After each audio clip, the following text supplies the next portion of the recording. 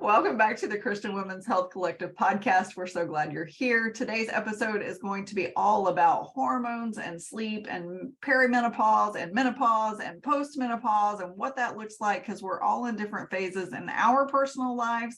And we know that you are probably in one of those phases in your life. We also touch on other toxins that can affect your sleep, not just food-based, and some supplements that you might want to consider using to help you get better sleep. We hope you enjoy this episode, and we are going to get started right now. Hormones make it tough. They make life tough. Agreed. Yeah. And the sad thing about it, I think here's the real kicker, is there's two things. One is that the physicians don't test across the board. They only test for a few certain things. And you're lucky if they test for all of it if you go to the doctor, like all your hormone levels. And then you have other physicians that say, oh, you're just too young. Or the biggest kicker is you have people that just don't get it, go get their hormones checked because they think, oh, this is just how I'm supposed to feel. I'm like, no, you're not supposed to feel this way. Yeah. No, that's not okay. Well, I think that there's a really bad, like I remember my mom and my grandmother telling me how horrible menopause was, but they lived a horrible life. So like Sherry, you've been healthy for so long. Was your menopause mild? I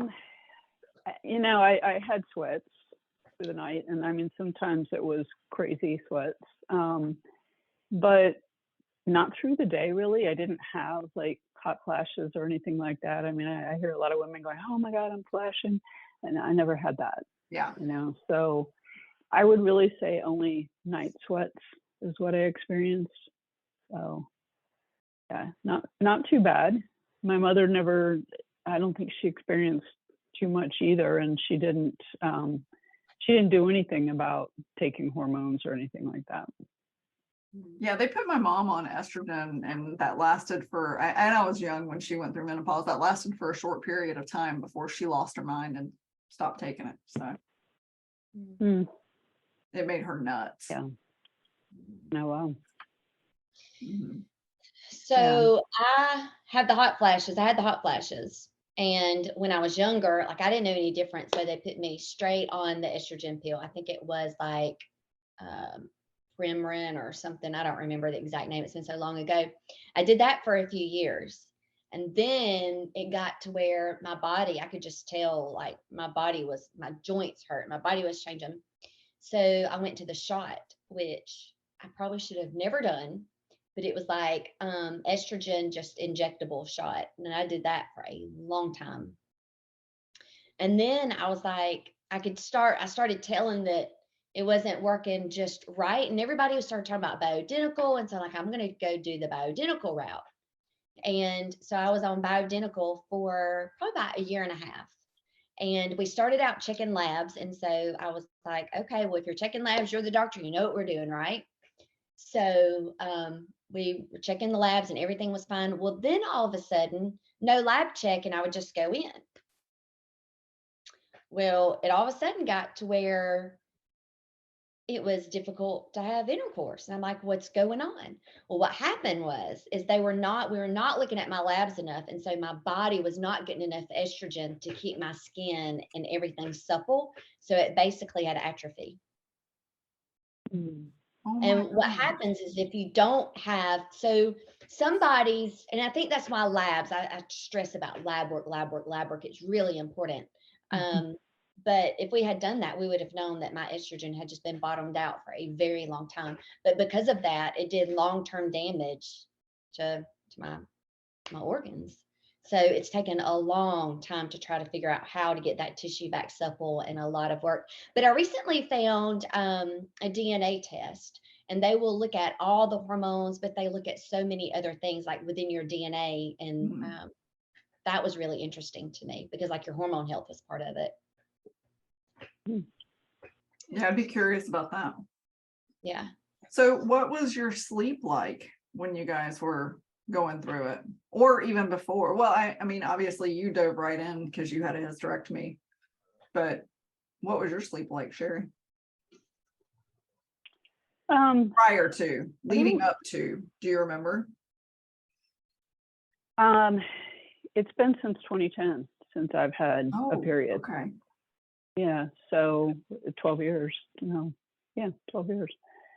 So I know when I sweated a lot, not so good, because I would wake up and I'd just be like drenched and yeah. So other than that, I don't remember it being bad, but I don't remember. So it couldn't have been horrible. Yeah. Yeah. If you're not remembering it. Yeah. Along the way, I did do, I've tried twice, I guess, the bioidenticals, and, you know, and they were testing, and they were doing all the, you know, as much as my insurance would allow the right hormones to be tested, because then there's that also, well, we don't test that hormone, and it's like, excuse me. We can't have the full picture. So yeah, they had a hard time, you know, just balancing hormones. It's not easy. I know my functional medicine practitioner, she was like, yeah, I'm done with hormone stuff. She goes, it's just too hard, because it's just like this. It's a big balance. So it's not easy. I am working with somebody else right now that is, we're using more supplements and whatnot. So I'm interested in seeing when we retest how that comes out. But I'm not, you know, having any symptoms, I would say. Nice. Gosh, I do. I wish I didn't have to take anything, but if I don't take something, I would say within probably, because even now I can tell when my hormones start to wear off, because I'll wake up and I'm always sweating right here in my chest. It'll just be like tons of sweat. And then I don't sleep. Like, I find that I do wake up throughout the night, and I've not really thought about it until we're sitting here talking about it, because I would say, oh, I always sleep fine. But during that time, it's almost like I don't, my body temperature, maybe that's what it is. Like, my body temperature is not comfortable enough to get a full night's sleep. But when I'm on my hormones and, you know, and they're level, then I don't seem to have a problem. I at least know I don't wake up feeling all sweaty and clammy. Mm-hmm. So what about you, Bree? What do you do? For my hormones? Well, if you're not sleeping well, because obviously we're talking about sleep this month, and you know, if you're not sleeping well and you know you're perimenopausal, what are you doing? That's a good question. I do more preventative stuff so that I sleep better at night, like exercising during the day so that I'm more tired at night. And or just like going for walks. I don't do super intense exercise. I just do mostly weightlifting and like walking and stuff. But I also take a lot of magnesium and Epsom salt baths, because magnesium really helps with sleep. And I think most people are probably have low levels of magnesium. And I do a lot of fasting, so I need more magnesium for that reason also. Same with salt and calcium. So I take those supplements pretty much every day, and also vitamin D, because that is a requirement for your body to be able to create the hormones that you need and keep them in balance. And most people's vitamin D levels just run chronically low. We don't get enough vitamin D. We don't get enough sunlight, and especially not in the wintertime if you live somewhere cold. So if you're not taking vitamin D, then you need to be taking vitamin D every single day, especially if you have hormone imbalances. Yeah. We're at about 5 hours of daylight right now. And it's all while I'm in an office every day. So I'm not getting any sunlight right now. So yeah, you need tons of vitamin D. I do. I take it. I supplement it year round. It puts you under a lot. I do too. And magnesium, I take a lot of magnesium, although because I did that, when I did that 48 hour or that 4-day fast, I didn't take magnesium through that because I was taking the charcoal, and I got into the habit of taking charcoal at night, and I know I can't take charcoal with magnesium, you know, within a certain amount of time. Yeah. So tonight, actually, I'm going to reincorporate the magnesium. I haven't slept well the last couple of nights. So I'm going to reincorporate magnesium, but just take it earlier. Another supplement that I have found that works nicely is GABA. I'll take GABA at night, to help me sleep. Interesting. GABA with magnesium seems to be a little sleep dose, holistic sleep dose. So I think I'm going to write down supplements. That's something I would like us to talk about sometime or another, because I think there's so many of them. So oh yeah, and so many for different reasons. I wanted, this podcast to be a lot just kind of geared toward supplements for sleep, especially hormonal repair, or not even repair, but deprivation. I was going to say too that even though I live in Florida, I still have to supplement vitamin D. Yeah. And I still take like a full dose of vitamin D to help my levels stay up there, and what they consider to be optimal for the normal person is not necessarily optimal holistically. So you don't want to necessarily be normal. You want to be kind of above normal. Yes, you with definitely want that. to be above normal. Even Yeah. even when I supplement vitamin D through the summer and I get sunshine every single day, my levels are still low. So I think a lot of it has to do with how nutrient dense our food is. It's not as nutrient dense as it used to be with all of the giant farming practices and things like that. And so I think that we're lacking in some nutrients like magnesium, like vitamin D, these kinds of things. Yeah. So Those are the two big ones, yeah, I think so too. I think. Yeah. Yeah. And Yeah, I salt. do Most people magnesium are also. lacking in salt too. And like I've had to get up to go to the bathroom a lot lately because I'm deficient in salt. Because without salt, you real have to sea salt, pee. real salt, Real sea salt. Yes. Yes. real, Yes. yeah, mineral salt. Yeah. Yeah. not the iodine. Yeah. Yeah. But that was kind of an eye opener for me in my education, learning that sea salt is actually, you need it for your colon to work properly. You need it for hydration. So if you're getting up to pee in the middle of the night, you don't have enough salt running through your system. And I put salt in my water every day, and I'm still not getting enough because I'm fasting more. So it's such a huge learning process. I love it. I absolutely love it, because I know everybody's so different, and what works for me may not work for you, but I get to share my experience and people get to play around with it, and I just think that that's what we're here for. So Exactly. Yep. And then it's so unique with everybody, because you've got some people who are a clean bill of health, and they can incorporate some of these things, but then there's also people who may not have a clean bill of health and they have a lot of things going on. And so I think if it's those people, they need to look at what they're taking or how they're taking it and when they're taking it. And there's just a lot that can be mixed in with it. But I think one thing is, and I hear this a good bit, it is with me, magnesium. I find it hard to find a smaller pill. And so a lot of times I will skip the magnesium because the pills are so big. They are big. There's drinks that you can get, but the magnesium that you really need for sleep is magnesium glycinate. Glycinate. Glycinate. There's a lot of different kinds of magnesium, but here's something interesting. You actually absorb magnesium better through your skin. So if you get the magnesium, just Epsom salts and soak in those, or the magnesium lotions that you can get and just put that on your skin before you go to bed, you'll absorb a lot of magnesium that way. If you are averse to taking giant pills, they do have some that are smaller capsules that are better, but there's more ways to get magnesium. Well, there's a spray also.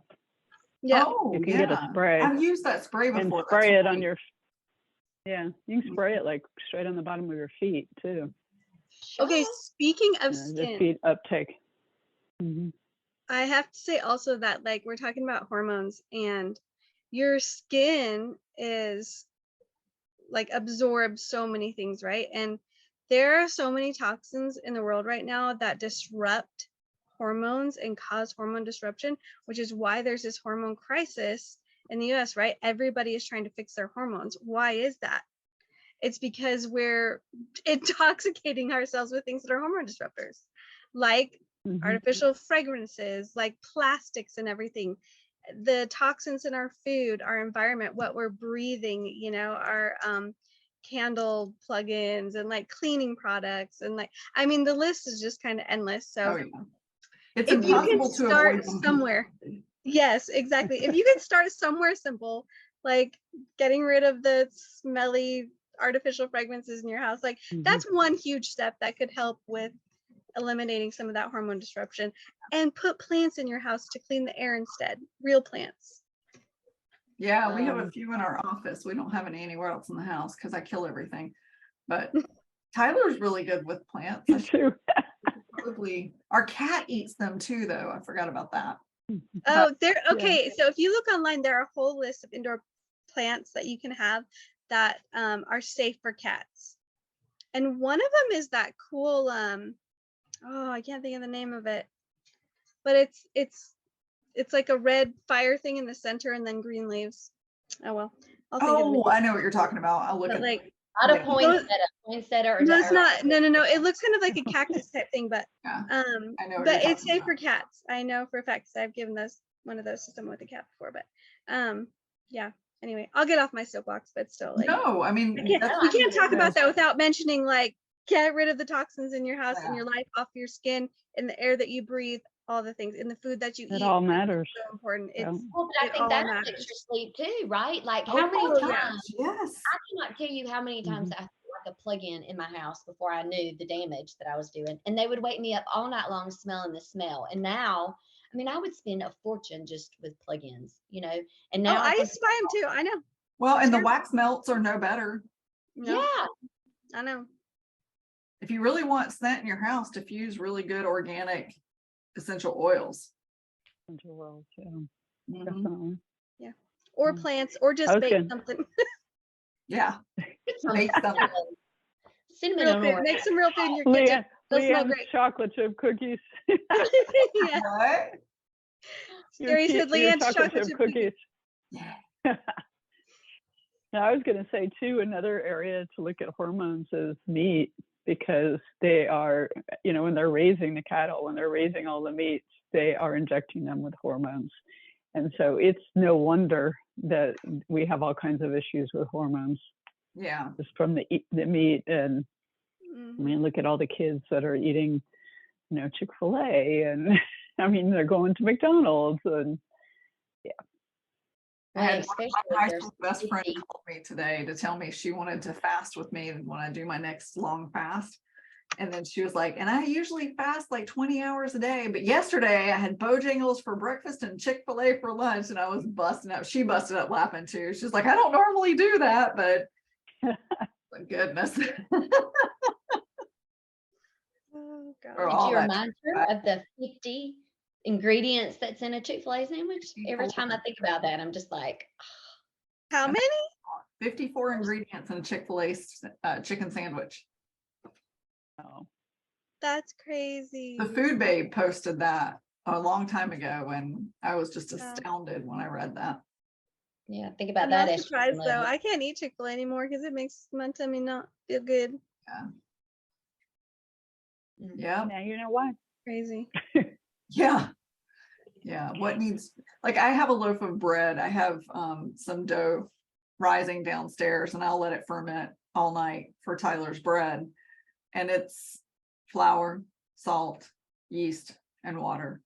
And it's the best tasting bread you can put in your mouth. And I don't have to knead it. It's completely artisan. I throw it all together. Tyler watched me put it together this morning. I literally in 5 minutes threw all the ingredients together, got them wet, left it sitting on the counter, put plastic wrap over the top, and it's just bubbling and beautiful now. And I'll bake it in the morning. And I don't even have to do anything to it in the morning. I heat up a stainless pan or a stainless steel pot in the oven, and then plop the dough in there without kneading, or, you know, because you want the air pocket. He loves the air pockets. Yeah. And bake it.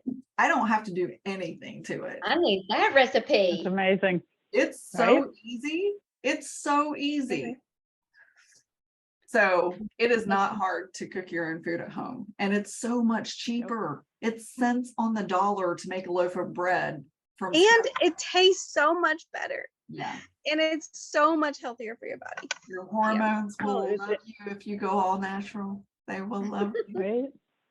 they will. Yes. And you don't have to eat as much either Yes. because it is so satisfying. It fills you up. Yes. The difference between real food and unfood. Real food. Yeah, we have been having, so I have been eating a breakfast sandwich this week because we had some bread we needed to finish off because I baked too much and then went on a 4-day fast. And so anyway, I've been making us breakfast sandwiches this week with bacon, eggs, cheese, and 2 thin slices of that bread. And it's been our only meal all day, all week, because it's so satiating. Wow. Amazing. Mhm. So it's interesting. 2 things that come to mind. One is the plastic, because that's one thing that, and that could be its own separate talk too. But I think I did not realize like the damage plastic can do to you. So it affects your hormones. Plastic. Well, there's a new study that just Oh, came yeah. out that there's plastic residue in American cheese. I'm sorry. There's I think it's very, very close to being plastic. No, there is anyway, actually just like your margarine. plastic particles in American cheese. There's a new study that just came out that shows plastic crystal particles in American cheese because the ingredients create it. It's such a toxic product. yeah. They add cellulose to anything that they don't want to stick together too, which is another form of plastic. So it's in a lot of things. You got to be Oh yeah, about it. Yeah. even vitamin capsules have a lot of cellulose in them. Yeah. American cheese, they can't really call it cheese. It's a processed cheese food. It's not real cheese. It's not real food, guys. What about like It says Sargento? process on it. That's your clue. Don't eat it. What about what, Julie? Is it Sargento? No. Well, Sargento is usually sold in shredded cheese, right? But it's like cheddar and Right. mozzarella. So the issue with those cheeses is they just have an anti-caking ingredient on them that's got a lot of aluminum and other chemicals in them. So you're better buying cheese in the block and shredding it yourself. Yep. Exactly. Mhm. There you That's not go. that hard. There you go. They have little shredder thingies you can, like they have at Olive Garden. You can. Hmm. I used to sell Pampered Chef and I had several of those. I have one. It's great. I just like my micro grater. That's what I use for my cheese. It makes like the Mhm. really thin slices. I like it. Hmm. And then- There's so many things that come up in these conversations. I can't help but to wonder, like, for those that are listening, what topics or what things have come up to you guys? Like, as we're talking, is there something that clicks in your mind and you're like, oh, I want to know about this, or I want to know about that? Because we want to know about this and that too. So I think y'all should tell us, like, put it in the chat or send us a comment. Because there are so many things that we talk about, and there's so much more that we want to talk about. I don't know. I just really like these conversations, but things like plastic and supplements and organizing, when you think about organizing your house, you got to pull some of this and get rid of it. Yeah. I don't know. It's a lot, isn't it? It is a of lot. stuff And you know for what? help. Even more important is that people want to know like how much of things they need to pay attention to, a list of products that they need to pull out of their house, all that good fun stuff, the alternatives that you can use. Where can they go to find it? We have a wait list. All right. Well, we will bring this podcast to an end and we will see you next week. Have a good day, everybody.